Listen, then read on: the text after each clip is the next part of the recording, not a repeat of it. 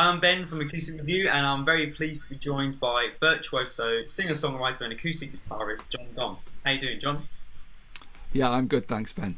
How you doing? Yeah, I'm all right. Thanks for joining me. Well, you're with us today to talk about your new signature guitar from Ibanez, and of course your most recent album, The Faintest Idea, which you released in October. But before we get to those, for those viewers who might not be familiar with you, and I imagine that's not many, just give me a little bit of background about you and your music career. Okay, so yeah, I started out kind of as well, I could go back really far, and I started out taking classical guitar lessons when I was like a little kid. And I actually got a Spanish guitar from my uncle and a bunch of Beatles songbooks. Although they were musical notation, kind of arranged for Spanish guitar with all the lyrics in Spanish, and that was my first ever music book when I was about 4 years old. And then yeah, I did in lots of styles of guitar playing, and I ended up going to the Guitar Institute in London, and even studied jazz at a different college after that in Leeds, and was very much just focused on the guitar. And then I'd always written songs and stuff, and I started doing a bit of acoustic kind of gigging, and I'd always played acoustic guitar, too. And I started, gigging in my local area, and introducing loads of acoustic techniques that I'd learned, kind of extended techniques from all kinds of sources. So like percussive guitar from slide guitar and flamenco, and then contemporary, what was called new age guitar in the 80s and early 90s, which I don't really feel that familiar with that The sort of Michael new Hedges. age term, but in terms of the guitar players, it was guys like Michael Hedges and Don Ross. And once I found out about those guys, I was scouring, record shops, libraries, anywhere to try and find more of their work, because it wasn't that easy for me to find, and get their instructional books and DVDs if they had them, and all that kind of stuff. And just kind of, I don't know, I've always been really, really into extended techniques on the guitar. So, when I was a kid and I was playing electric guitar, and I could shred like guitar solos, but when Joe Satriani recorded these kind of solo electric guitar pieces using two-hand tapping, like Midnight and Day at the Beach, and these were kind of quite acousticy tracks, and I could play those on my own and get this big kind of sense of satisfaction out of just making all these notes and all this noise, all these different textures, just on my own with an instrument. So that's the road that I've gone down for the past, I don't know, decades. That was a long answer, Ben. I There tend was to a do lot, that. but I'm really sorry. You no, won't you you won't lack for like mileage the in content, this yeah. interview. No, I mean that's great. It's just really interesting. I think it's obvious that your playing has brought all these kind of different elements together. Unlike you're not just like a kind of folky guitar player. Do you know what I mean? It's like all these kind of different elements Yeah. you're kind of combining, but I still mean, very I do love folk guitar as well. So it's like I do have a lot of different kind of musical and guitaristic influences, and I can kind of fool you into thinking that I'm good at playing any style of guitar for about 5 minutes, and then you realise that's all I can do in that style. So I'm kind of a jack of all trades on the guitar, but then I'm just mush it all together into my own style, whatever that is. And something that I'm starting to kind of figure out, I think, just in the past couple of years, is what my own style really is. And yeah, it's just, for me, that's just a nice way to approach it. When you've lived inside Guitar Magazine since you were a kid, and there's no one thing you wanted to learn, it's like all of it. Then that's kind of what happens, I think.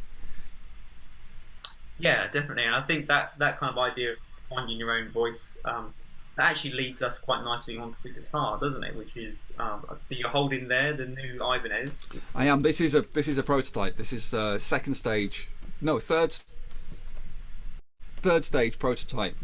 We made a lot of guitars in this process, and this is almost the finished thing. And I've also modified this one as well, just for my own experimenting since I've had it for the past few months. But yeah, I don't actually have a final production model yet because they're not ready. So this is as close as I've got. But even then, this has got slightly different bracing on the back, so it sounds slightly different. It's got a slightly different finish because we basically never stopped experimenting as we went through developing all the prototypes. But this one is a thermo-aged spruce top. I decided to paint the top. Mine's black, just because with acoustic guitars they're basically spruce or cedar. That's kind of it. And we tried both of those. We even tried, some of the options, and it's very spruce and cedar are very, very boring looking woods, really, and every acoustic guitar kind of looks the same. Whereas the back and sides you can build out of beautiful woods, like this is Pau Ferro, which is gorgeous wood, which is what I ended up choosing after some blind testing of different woods. And yeah, so I like the idea of a coloured top, just so the spruce or the cedar is a bit more, we don't all look the same, every guitarist doesn't look the same, and then leaving the back and sides natural so you can see the glorious wood. Yeah, so you say that's what's going on with this particular one. So that one's a prototype. So how many different prototypes did you go through? And was it a, when did there's another one leaning against the wall behind me, you can see that one's mahogany back and sides. It's got a natural top. There's no colour on that one, just because we wanted to check that the colour didn't affect the sound. So it's yeah, that one's got the same neck though. It's really nice, that one. I nearly went for mahogany for the back and sides, but the Pau Ferro has like disadvantages, but they're all practical. So it's heavier, so the guitar feels heavier. And I don't know why that's a disadvantage as such. It just feels heavier, and it's I don't know. It's just people don't really know what it is, Pau Ferro. So I was a bit worried about that. But I really like the sound of it, and it also looks really gorgeous as well. So I went for the Pau Ferro in the end. Have you ever tried it? I haven't tried. I mean, I've only really known Pau Ferro has been used for fingerboards. When there was it gets used. Rosewood being a problem. Yeah, well, there should be a problem. I wouldn't use anything that was endangered or from ancient forests and stuff. Pau Ferro is from Central America. It's from Mexico, and it's quite readily available. But yeah, I didn't choose it as a kind of alternative to rosewood. I just think it's nicer than rosewood. I just think it sounds better. But people get really, really addicted to certain woods and wanting to have, Brazilian rosewood or whatever as being a paradigm of being the best guitar. But it's complete nonsense. It really, really is. Not that it's not a great sounding wood. It's wonderful. It's just it really depends on a lot of factors more than just which wood you happen to use for one particular element of the guitar. It's just not the be all and end all. It really, really isn't. And you can certainly make a Brazilian rosewood guitar that sounds pretty terrible. I've definitely played some of those. Yeah, well, I think it's that thing of a lot of the materials and the design of the guitar are still very traditional and the same as they've been since 1892 or whatever, like that. And I watched the video, the launch video, and you sort of talked about how the guitar as an instrument hadn't kind of kept up with the playing styles, and so I was kind of not in the mainstream. It hasn't. No, it has in the kind of world of boutique luthiery, and there it's not only kept up with it, it's slightly driven it as well. So I don't think the fan fret, for example, I'm not a fan fret guy. I'm not that keen on them personally, but it's a great innovation, and I don't think it was a guitarist who came up with that. It was a luthier who came up with it, and So there's lots of innovations happening, but they've not really reached the steel string guitar world, which is so dominated by a few kind of monolithic companies who are very, very beholden to a specific market, who traditionally buy most of their guitars.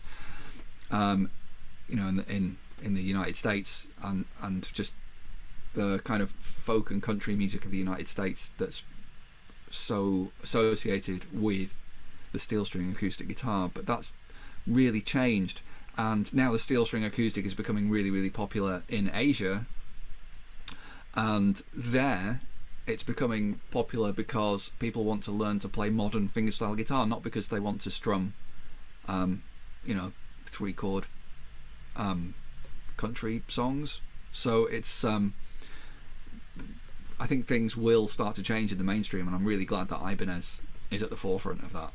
And I think it's because they're an Asian company that they're much more attuned to it as well, and much more keen to get that going. Yeah, what was it like working with Ibanez? Because I sort of saw in the video you were kind of very specific about the body size and the bridge, and you know, even wanting to get louder frets. Was there ever a point where they louder frets? It's a thing that people it's a lot of people, they say the phrase louder frets and they seem very confused, like it gets stuck in their mouth, like they didn't think it was a thing. But it's really a thing. Some materials and fret like gauges, heights, whatever, you'll just play, it'll just sound louder for hammer-ons and stuff. And when so much of modern fingerstyle is based around legato techniques like tapping, hammer-ons and stuff, it's really, really important. And all the kind of top modern luthiers that are building guitars for pro fingerstyle players are using stainless steel, and it's a nightmare to work with stainless steel, and it's really, really tough. So I have luthier friends who build, you know, guitars that cost $20,000, and they say they just factor in the cost of 1 or 2 sets of fret cutters into the cost of the guitar, because they'll break 1 or 2 just trying to fit a set of stainless steel frets because they're so hard to fit. But for a company like Ibanez, that's not a problem. They're happy to, you know, use these progressive materials and come up with ways of doing that. So yeah, and there were loads of really kind of strange ideas that I had, some of which I'd seen, some of which were things from my own imagination. So the bridge is a good one that's just from my own imagination. So there's a thing with fan fret guitars where, you know, if you've seen one, the bridge is angled. It's one of the first things you might notice when you look at one, is the bridge isn't perpendicular to the strings. It's at a slight angle like this. And so I said to them, look, why can't we do that with this guitar, even though it's not a fan fret? Is there a reason not to angle the bridge? And there is no reason not to do it. I mean, it's within reason. So it's just a very, very slight offset of the angle of the bridge. And the reason that's really useful for percussive guitar playing is that a lot of guys are doing their kick drum sound like this, and having the bridge just move slightly like that, it opens up this space just by 0.5 centimeter maybe, and the richness of that sound is a lot greater because you've just got that little bit more room, so the wood can move a lot more at that position. So it's just tiny little things like that. And to be honest, looking at the guitar, somebody would probably have to tell you that it was offset to notice. It's things like that. No, it's like things like that where I expected Ibanez to say, no, that's crazy. And they were just like, yeah, sure, let's try it. And they just tried everything that I said, and not everything worked. You know, I've got to be totally honest, some of my ideas didn't work. And some of the ideas I wanted to use from the kind of top luthiers in the world didn't work for the guitar that we were making. So that's why there's so many prototypes, you know. And Ibanez have been like just really positive. They've been happy to try everything. They've been really patient, and they've never told me that anything was kind of not allowed or anything like that, you know. So yeah, it's been awesome, like the best experience I could possibly have imagined, really. Yeah, it must be really freeing to sort of design an instrument for yourself from the ground up. Quite a lot of signature models are, you know, it will be a regular model, but it will have mahogany back and sides and a wider nut, or it will have a different sound hole size. Or Yeah, something. that's what my build it from the ground upward. Yeah. Yeah, that's what the vast majority of signature models are, just variations of an existing model of guitar. With this one, they wanted to do their first kind of modern fingerstyle guitar for that market. So this is the basis of that direction that they're going to go in, and hopefully they've learned a lot, and I've learned a lot from that process that we can take forward into that. Yeah, but it's been really weird. I mean, the first time that I saw one. There's a bit in the video that you mentioned, which of the story of the JGM guitar, where I'm just holding up. It looks like I'm holding up a neck in the video, but it's literally just a headstock, just a detached headstock. Because the guitars they brought me to that meeting just had plain, kind of pretty much square headstocks, because they were the very first prototypes, and all we were really testing was the body shape.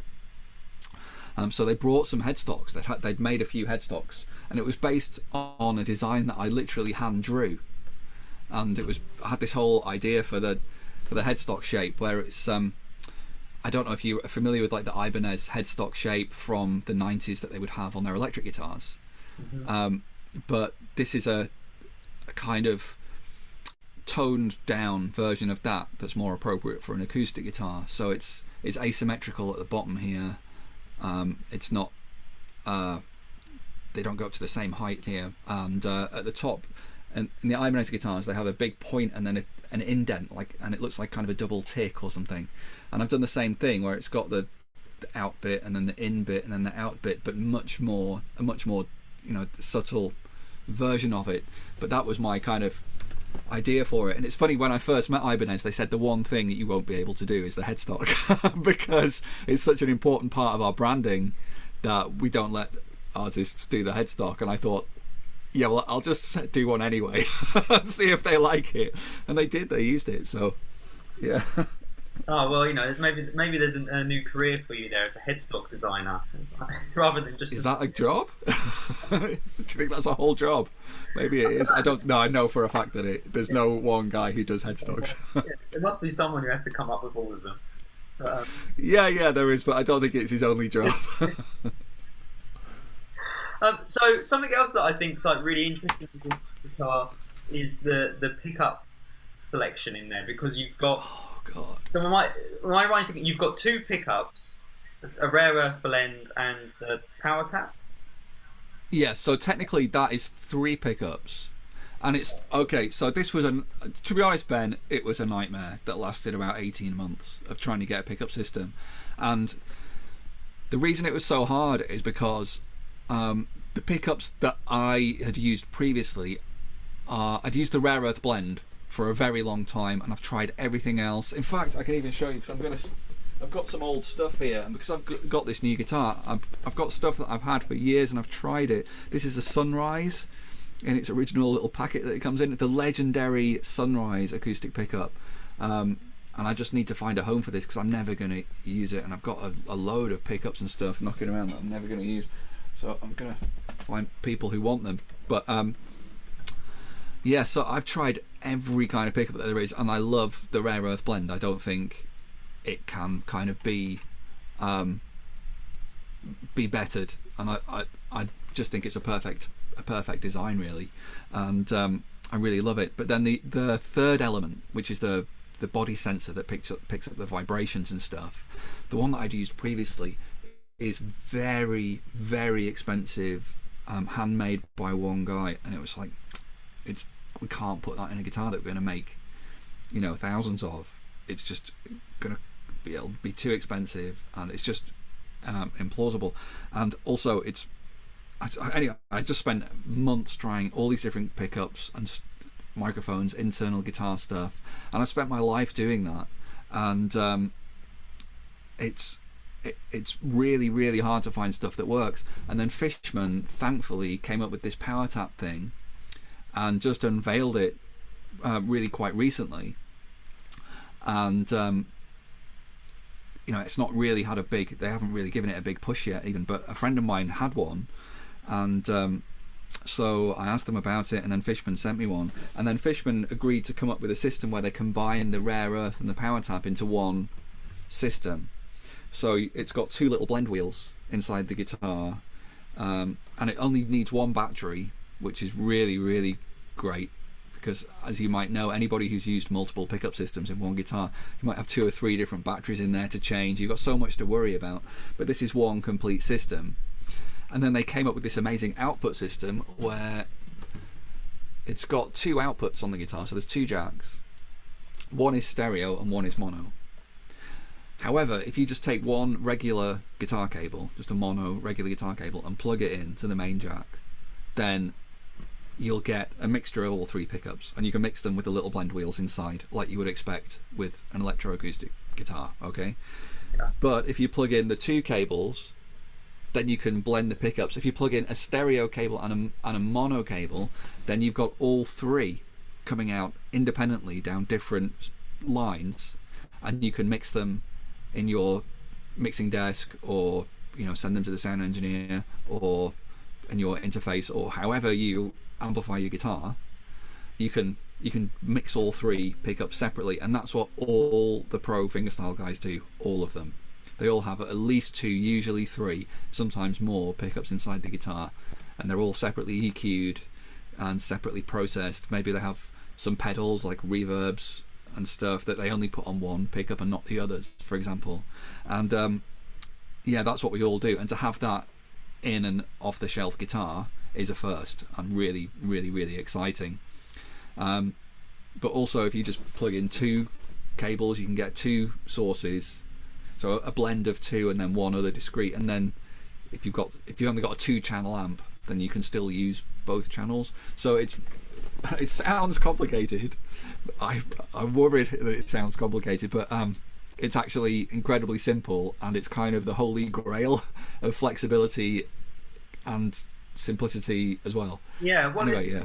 I mean, it just sort of sounds to me like, I'm a gigging player myself, and I've got a pickup and a microphone in my guitar, and I take them out on the stereo and blend them and all this sort of stuff. But it just sort of seems if you've got everything integral to the guitar, someone can take that guitar who just plays at home and occasionally plays out at an open mic night or a small gig, and they can just go with a regular cable and plug it in. Or somebody like yourself can go and play it through a pedal board and have a different sound out front to on stage, and you can record different bits. It's like it just lends that versatility. For recording in particular, it's amazing to have that, and the kind of everybody records themselves these days. So to have the 3 pickups inside there, you can get an amazing sound from this guitar, and a sound that you can then work with in your DAW if you're using, what do people use? I don't even know, Cubase or GarageBand. Yeah. I don't know, I'm 100% sure what that is, or Pro Tools, or the stuff that I do know about. So if whatever you're using to record on your computer or whatever you're using, you could get a great sound from this guitar without an external microphone, and just mixing those 3 pickups together however you like. But also what's really exciting for me is that you can get your own sound. So you can, because it's got these 3 pickups, and you can use them separately, you can develop your own sound. And that's something that acoustic guitarists don't really think about very much all the time. They just want to have the sound of their acoustic guitar and think, well, all the tone comes from the guitar and my fingers and my playing. But whereas electric guitarists will be thinking about all the pedals they use, the amp they use, they'll have all the settings that they have on that amp marked on with a marker pen or whatever, or they'll have all their presets in their effects unit, or however they do it, and they'll have their own sound which they've spent a long time getting exactly how they want it. Do that, you can find your own unique amplified voice. Well, I think that just it seems to me that was integral to the sort of working relationship with Ibanez, and what making this guitar in the first place was to sort of give people the opportunity to develop the voice of the guitar. The guitar as a whole, to take the kind of production guitar forward. So Yeah, that's exactly what we're going for. I think it's yeah, it's been really great, and I just can't wait to actually be able to go to a guitar shop and see one hanging on a wall. I will probably break down when that happens, because it's been a very long and emotional journey, and to have been a part of creating it is you know, a really great honour. I just hope it's around for many years to come. This design all becomes part of some progression to something different or something, you know. I hope so. Cool. Well, you've been busy outside of designing guitars as well. You released an album, Faintest Idea. That was in October. Uh, Uh-huh. how did that feel, releasing an album at the moment? Did you, because you know, you're a, for a long time you've been an independent artist, but I think you're on a record label now, aren't you? So I am, yes. So I signed up to a record label called Kscope, just because they were foolish enough to ask me. And that's been really great as well. Again, they haven't told me anything they wanted me to do musically and said anything needed to be any different. They've just been really positive and supportive, and it's nice not to be, you know, kind of on your own, working on stuff. So having a, you know, feeling like part of a team has been really amazing and novel for me. And yeah, the album has been a long time kind of in the works. The songs have been written over a few years, and just about stuff that's happened in my life over the past few years. You know, that's kind of, I guess, what songwriters do. But it's yeah, it's been a difficult kind of period in my life personally, and or eventful, I would say. So just I've lost people I was very close to, mostly in somewhat traumatic circumstances. So there's music that's about that and coming to terms with that. And I also became a father, and there's music about coming to terms with that as well. But all in all, the whole album is basically about changing how you feel about yourself in relation to everybody else, and just the world as a whole and the universe as a whole. So for me personally, I've always tried to keep myself quite separate from other people and been quite walled off a little bit. And over the years that's changed, and those kind of walls have broken down. And then when you lose people and, you know, have a child, you kind of can't help but be massively emotionally affected by that, and you can't protect yourself from it by shielding yourself off, and you realise that you are connected to the world and to everybody else, and there's no escaping that. And it's just made me look at the existence very differently. And so yeah, the album's basically about that and coming to terms with that. right, and so obviously the way things are at the moment, has that made it sort of worse to not be out there sharing this out It's, with people? yeah, it's awful. So the internet is you know, a great kind of what's the word, like a just an alternative. It's not quite so good as the real thing. But I've spent a lot more time reading comments when I post a new song from the album. As I'm posting them on YouTube as videos, and I've spent a lot more time reading the comments than I would have done in the past, and just to get that feedback and that kind of emotional feedback, because that's what makes a song real, is when you play it and somebody reacts to it.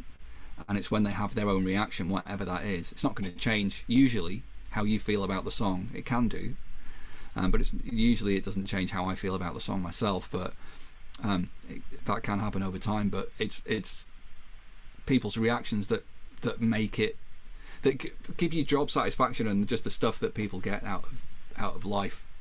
You know, whatever their job is, you'll hopefully have some way of getting a sense of reward out of it. And that's, as a musician, that's that feedback that you get.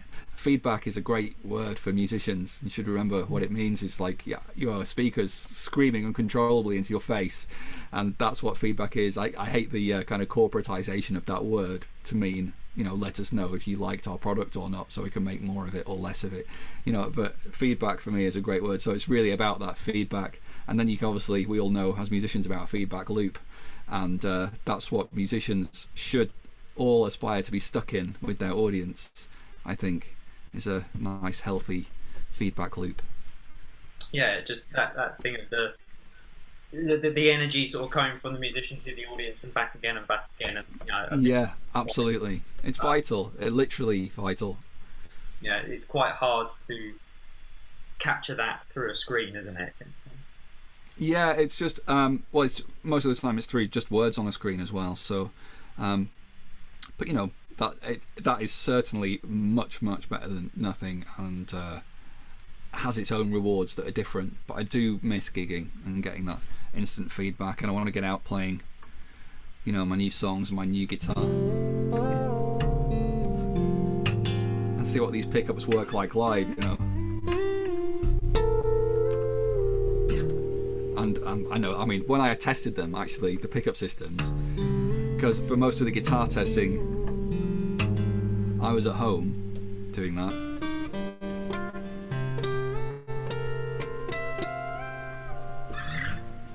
So for most of the guitar testing acoustically, I was at home, but then for testing the pickups, I took it to a rehearsal studio that has a big stage setup as part of their rehearsal studio, in kind of a, it's like a gig room, and they do have gigs in there.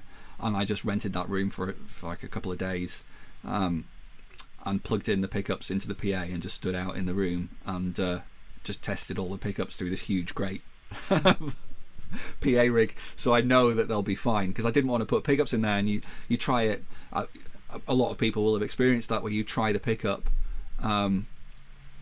through the little amplifier or the little whatever they give you to try it through in the shop, or you try it at home, and then you get somewhere a little bit bigger to do a gig with that guitar, and it sounds horrendous, and you don't know why. And there's a particular guitar that I almost want to name, with quite a brand where they came up with a new pickup system with kind of sensors all through the guitar, and I remember trying one in a shop going, wow, this is amazing, but I'm not sure how it will sound live. And then I saw James Dean Bradfield playing one with, I don't know if it was with the Mannix or a solo gig, but it was with a band. It wasn't like a solo gig, but I don't know if it was but it was with a band, and he was strumming the guitar, and he had this pickup system in it, and I could hear it, and it just sounded like rubber bands on a 7-Up can, and I know how great it sounds acoustic, like just in a smaller setting or just on its own, but with a band it was just awful. And you know what, I shouldn't have said that. It's got all that out. Just bear in mind that I absolutely love James Dean Bradfield and have seen him several times, and it didn't impact my quality of enjoyment of the gig. It was just as a guitarist, I noticed that, wow, I knew that was going to happen, because I kind of suspected that might happen. Yeah, with that pickup system. As acoustic guitarists, we've all been at gigs where we've sort of been like, is that really what they think an acoustic guitar sounds like? Yeah, well, to be honest, it sounds so natural and great, that particular system that I'm thinking of, but it's not natural and great that you're always. It's not. You don't want a perfectly natural sound all the time. That's why the humbucker inside this guitar, the magnetic pickup, it doesn't give you the most natural sound. If you want a really natural sound, just use the body sensor and the mic. The body sensor is under the bridge. It's loads of volume, and just have a little bit of the magnetic pickup in there to help you out. I mean, it does sound nice and acousticy as magnetic pickups go, but what it's great for is giving you clarity, because if you have pickups which are just say you have a microphone inside the guitar, maybe another kind of transducer on the guitar, you'll get all the acoustic properties of the guitar, and you'll be able to hear the wood, and you'll be able to hear the air inside the guitar, but actually you won't be able to hear the notes that you're actually playing that clearly. And I've been to solo gigs where it's just one person playing instrumental solo guitar, fingerstyle guitar, and you still can't actually hear what the melody is that they're playing very easily. It's really quite hard to pick it out, because they're using pickups which are, in my opinion, they've gone all for the natural acoustic properties, which is great. You must have that, you should have that, but they've got nothing there which is just delivering the musical content, as in the notes that they're playing. And what the magnetic pickup does is it just gives you those notes. It can't hear the wood, it can't hear the air inside the guitar. And on a practical level, that cannot be emphasized enough how important that is, in my opinion. I think with a system like that, it allows you to cherry pick, the microphone. Exactly, yeah. Sound. The magnetic's good at this part of the sound, or the body sensor is good at this part of the sound. Yeah, some guys, they literally have, like, say everything's on 100% volume, except the magnetic pickup might be on 20% volume, but they don't turn it off. And as soon as they turn it off, you're like, where's all the sound gone?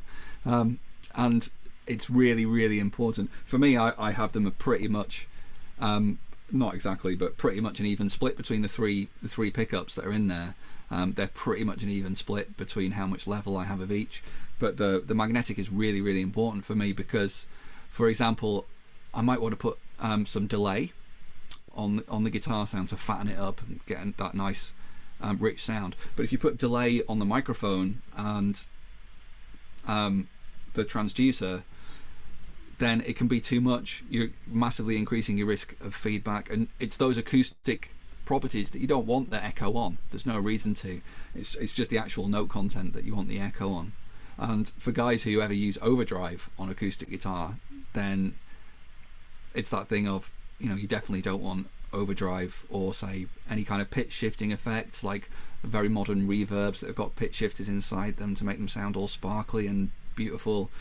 You don't really want that on the microphone. It'll sound weird. You really just want it on the magnetic pickup, and then it'll sound really pretty and beautiful, so yeah, there's loads of reasons for that pickup. Yeah, and I guess if you're using any percussive elements, if you have a delay on your microphone, you're gonna yeah, sometimes that's awesome. Sometimes you want that delay on the drums and have an echo. But yeah, so if you're doing anything that's kind of oh my god, what am I doing?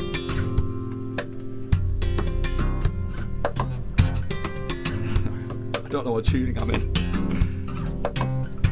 Doing stuff where it's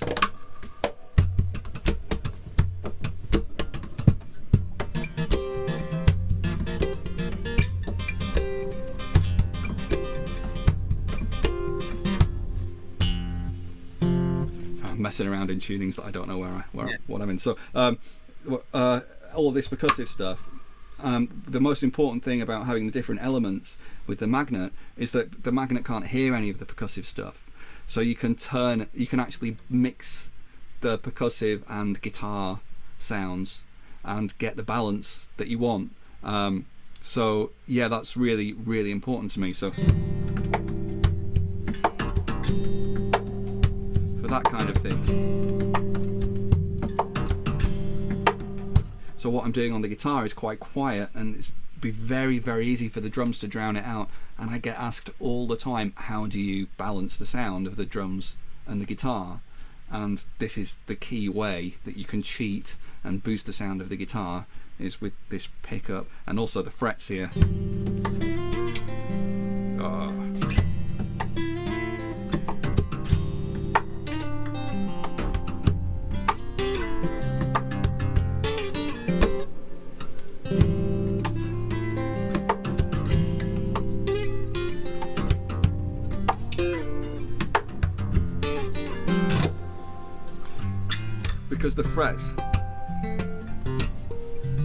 Because the frets are stainless steel and a little bit taller, all the tapping stuff that I'm doing on here is much, much louder than it would be if they were regular nickel frets and slightly shorter.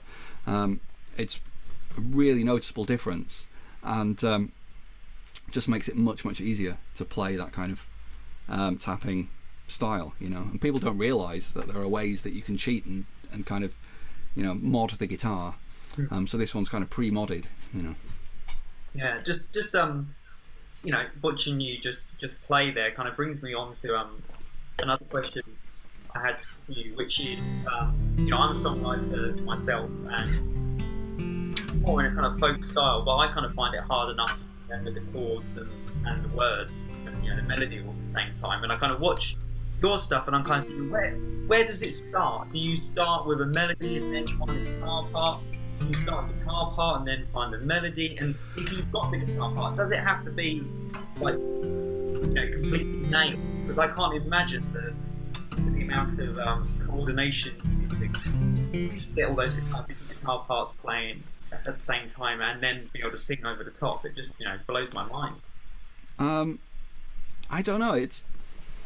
To me, it's there's a lot of muscle memory involved. I'm also in different tunings, so I'm not thinking about it the way that you're thinking about it. So you're thinking, what's the next chord? Is it C or G or D, for example?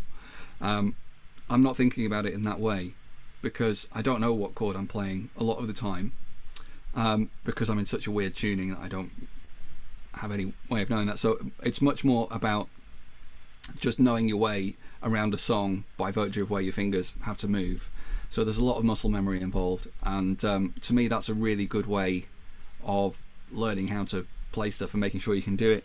I'm quite rusty at the moment, so my muscle memory is probably letting me down. And then in terms of composing, I'll quite often write the entire song and then just approach the guitar afterwards. So I'll have melodies, words all written, and that melody will probably suggest certain chords and certain keys and stuff, and then it'll be a long time later that I'll come to the guitar and actually start arranging it on the guitar. And that means that I can kind of approach it almost like it's somebody else's song that I'm arranging as a guitarist, as an accompanist, or as a solo guitarist, or whatever, so that the songwriting process is kind of intact and doesn't get messed with. It's kind of left pure, and the guitar arranging process can get kind of as crazy as I want it to get without having to worry about it ruining the melody or ruining the kind of that content of the song. And usually when I'm adding techniques, I'm thinking about how they can add drama and emotional content to the song and builds and stuff like that might be a bit more exciting, or ways of negotiating chords in an interesting way. So I have one song which has these chords. I'm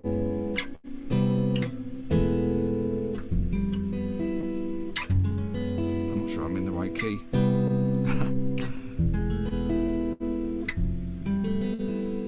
And they're quite weird chords, They're quite weird, and I had this way of negotiating it with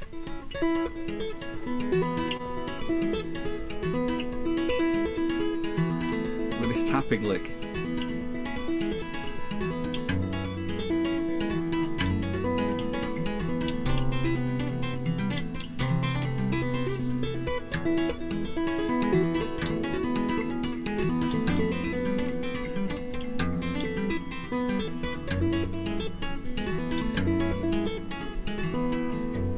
So the notes that I'm tapping follow the chords in a really simple way, but the complexity of the music hides the fact that there's like loads of drone notes underneath. It makes it a lot less obvious, and it also disguises the kind of complexity of the chord changes and makes it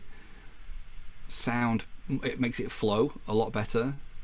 And when you have this kind of data stream of notes, it feels so complicated, but it's actually sonically quite simple to listen to. It doesn't kind of hurt the ear to listen to. And then if you have a vocal melody floating on top of that, it can be really pretty, and it's a sound that you wouldn't normally get from an acoustic guitar. It's quite synthy. It's quite like you're getting a kind of a synth pop kind of a tune. So yeah, it's definitely kind of song first and then guitar afterwards, and that way you can get as crazy as you want with the guitar. And I really recommend trying it as well. I really recommend going back to, if you've written songs, and go back to them and think, right, okay, how could I play this in a completely different tuning on the guitar? and see how it changes the song, and see what, as if you're covering your own song. You're coming up with a new arrangement and a cover version of your own song. I really recommend doing that. It can be really, really fun, and you can quite often really surprise yourself as to what you come up with, you know. Yeah, I think that's really interesting. The idea, of, like you say, of you know, it's like you're kind of you're the producer. You know, the song's already written, and it's like, okay, how exactly? You know, what can we yeah, it is like that. Yeah. You know, stand. Yeah, I don't think of it like a producer, but I actually I kind of do. I don't think of myself as one, but often the way that I approach it is the first thing I do is I think about genres and sounds or artists. So I think, okay, so for this song, what kind of little sonic world could I create? So it is very much like a producer. Now you mention it, although I've never thought of it like that, but that's exactly what it is.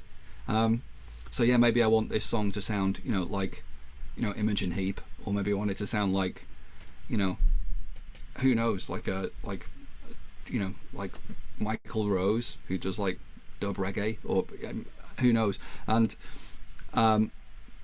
could be anything. And I know that because I'm always playing acoustic guitar and it's me and my fingers and that's pretty much it, it's not going to suddenly sound really weird if I switch to another genre in my head. You know, switch to the sounds of another genre. It's not going to sound totally weird because it's still just me and an acoustic guitar, you know. So yeah, it is like being a producer. You're right. Well, I think that's what so many people find sort of so captivating about your music. I think it's like when you kind of say, you know, the different sounds from different genres and things like that, and when you I guess in some ways that's why sort of, you know, YouTube and videos and stuff has been so great for you, because it's like people can actually see that it is one man and a guitar. You know, you'd think it was someone with a, you know, bank of drum machines, or somebody with, you know, 2 keyboards. It's you know, the amount of sound that you get from the instrument is just. Yeah, I mean, they're all in there. They're all in there. It's funny. I'm really doing that more at the moment, and that's what I've kind of been concentrating on for the past couple of years, and now I kind of want to get back to guitar playing a little bit, which sounds weird. That sounds like such a weird thing to say, but I just want to think about like, just, I don't know, the guitar as an instrument a little bit, and do some you know, some more instrumental stuff. So that's kind of what's in my head at the moment. But yeah, I definitely, that's my aim, is to have that. And just, it's very addictive. It's very addictive when you start to get kind of more sounds out of the guitar and create, just have the drums there, have, you know, counter melodies there that you wouldn't ordinarily have, and be able to put in like a coherent bass line if you want to. It's really addictive, because when you actually start playing it and you have all those textures and kind of multi-part movements coming out of the instrument that you're playing, going back to doing something more simple, you feel like a lot of things have disappeared and you want to hear them, you know. So it is really addictive, so beware. You're just saying there that you're thinking about doing some instrumentals. I mean, are you working on new music now? Are you always working on new music? Yeah, I'm always thinking about the next thing. Yeah, always, but it just takes me a very long time to do it. So the next thing I'd quite like to do is I just need kind of an emotional break a little bit musically from doing stuff that's been quite intense on the last album. So I think the next thing I'm going to do is do a few covers. So it's obviously a thing which has become incredibly popular. It's for kind of fingerstyle arrangements of covers, and I did a couple. I've got, you know, one that was really, really popular on YouTube like 10 years ago. I did Ain't Nobody by Shaka Khan. I haven't played it for months, man. Lockdown.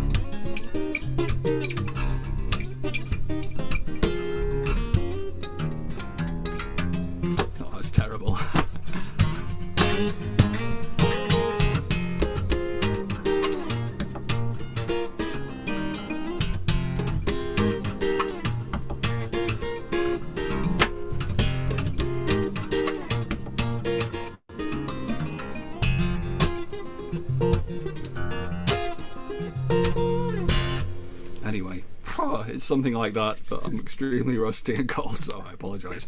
But yeah, so I'd like to go back to doing some of those. They're incredibly popular right now. Loads of people doing fingerstyle arrangements of songs, but I kind of have my own way of playing, which is very much me now, and I want to try and apply that to some kind of covers, really, and see what it sounds like. And there's a lot of songs that I've always wanted to have a go at, just doing instrumental versions of, just on solo acoustic guitar. So yeah, hopefully there'll be something that's kind of a bit of a fresh injection into that world of everyone doing instrumental covers on YouTube, because it'll be a different approach that's, you know, not following the meme of, you know, trying to be as flashy as possible is one meme, which I won't be doing that, but also using probably extended techniques on the guitar in a different way than most people do.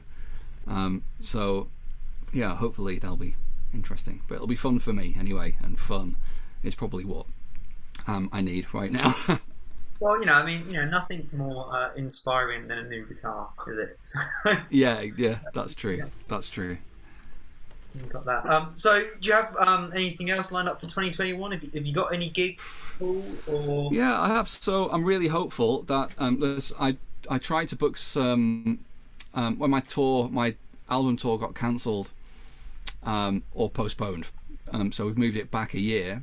So the album tour, which is the main tour, starts in October, and I'm, you know, optimistic that we'll be able to do that.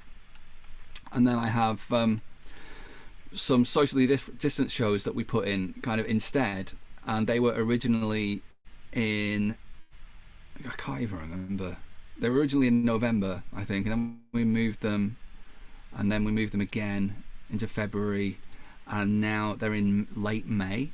And again, fairly hopeful that we'll be able to do some socially distanced, kind of very limited audience gig.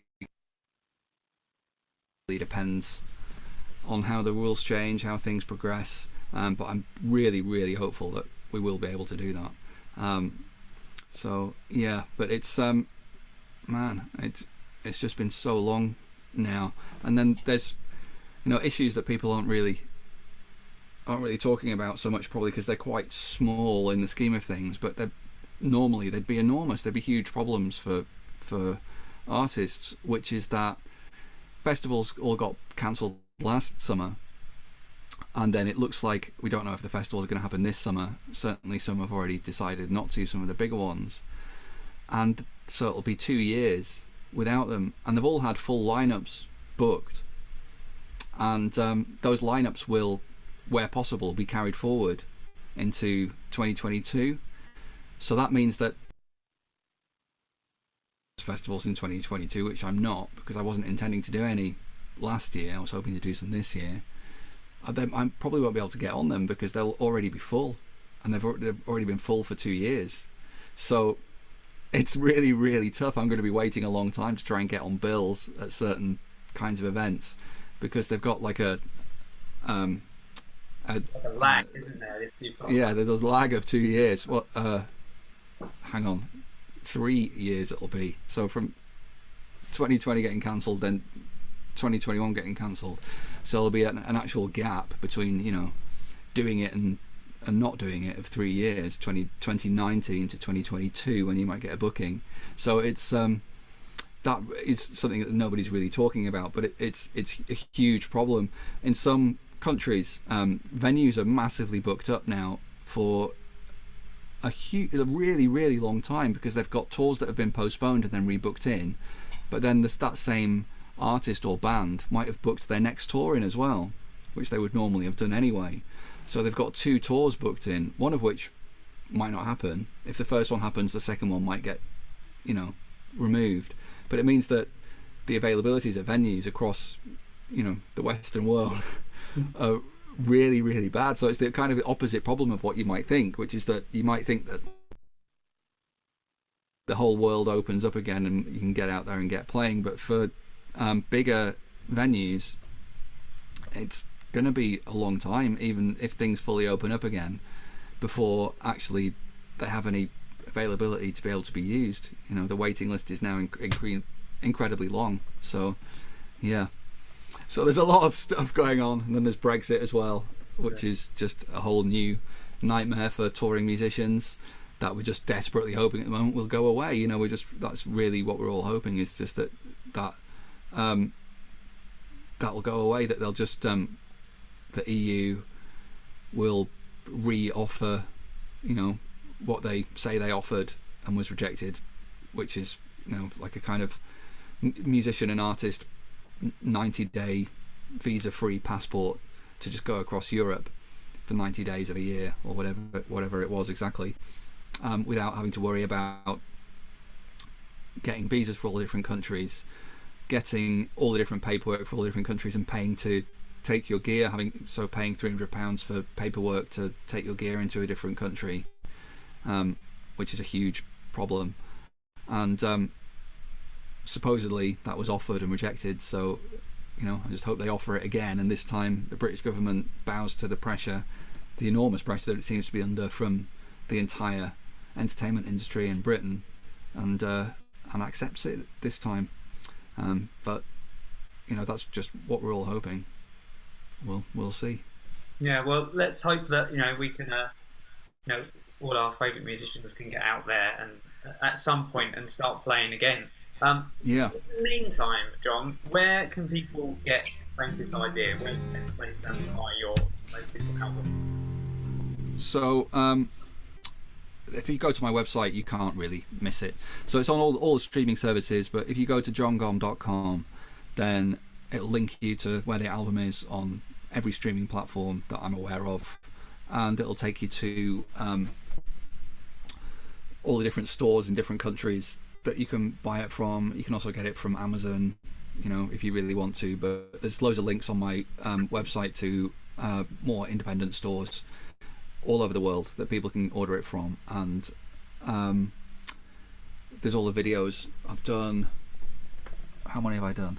Have I done 4 videos and so far, which are up on YouTube, and it's, you know, those are kind of videos that, you know, we put a lot of time into making. They're not kind of just me banging out the song in my bedroom or whatever. So not that there's anything wrong with that, but that's, you know, so, but please go and check them out. And yeah, so everything pretty much is on my website, which is old-fashioned. You can also find me on Facebook and everywhere like that as well, if you want to. But, you know, websites are nice. Yeah, and I do recommend that everyone go and check those videos out, because the production values, you know, the sound and the visuals and everything on the new videos are really. Oh, thanks. I'm really glad, because it's really hard to do that. Yeah, because the lighting and stuff that we did, we tried to make it really, you know, so it was interesting, but not like anything that was. It's not like some kind of laser beam fest. Do you know what I mean? They're just lamps. You know, they're just big old, you know, headlamp type lighting, and we tried to make it so it was kind of cool and brought something a little bit extra to the video without kind of making it overwhelming, just to bring more atmosphere. Really, atmosphere is the key thing that we were trying to find. And so when's the JGM guitar going to hit stores, you think? Is it going to be soon? Really, really soon, I hope. So just it's been delayed variously by different COVID-related things, and there's a couple of different companies obviously involved because of the pickups. So it's just been really tricky because of the COVID stuff to get everything ready as fast as we'd hoped. But to be honest, it's been such a long time. We've been developing it for 3 years, so it's been such a long time since then that a couple of months at the end doesn't really make any difference. But yeah, so you can pre-order it now. So I know Andertons have them in the UK. I'm not sure where else yet. And yeah, so you can pre-order it, so you can reserve the first ones that arrive. And yeah, I can't wait. I really, really can't wait. And I want to get out there and do some clinics and stuff as well. I'm desperate, you know, so hopefully that'll happen really soon. I mean, I'd really love to get a hold of one for us to do a video on at Acoustic Review. And, you know, when we're allowed to meet in person, maybe we can do something in the studio, and you can go. That'll be great. I'll be getting out and doing that as well. So I'm sure that'll happen before gigs, and I'll be getting out and doing some demo videos with, you know, anybody who wants me to make a demo video for them, because my video making skills at home, I'm learning a bit, but you know, it's tricky. So anybody who invites me to their little studio to come and make a demo video for the guitar, I'll be totally happy to come and play a few songs and talk about the guitar. Definitely. Cool. Well, thanks for joining me today, John. It's been really nice to talk to you about the guitar and the new album. I guess you want to play us out, or you know, give us a tune. And oh my God! What it sounds like. Sorry, sure. You haven't, I quick. Yeah, you have. Yeah, man, I'll have to tune real quick. Hang on a sec.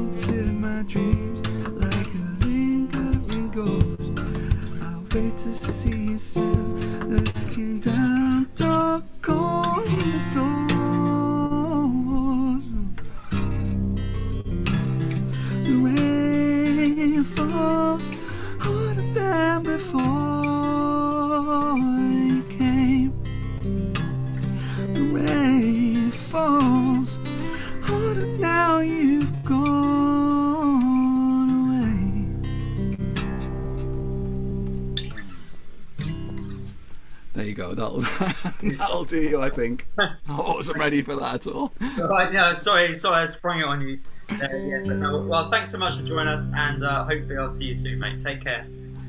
Thanks a lot. Thank you so much for having me. Okay, see you, Ben. Thank you.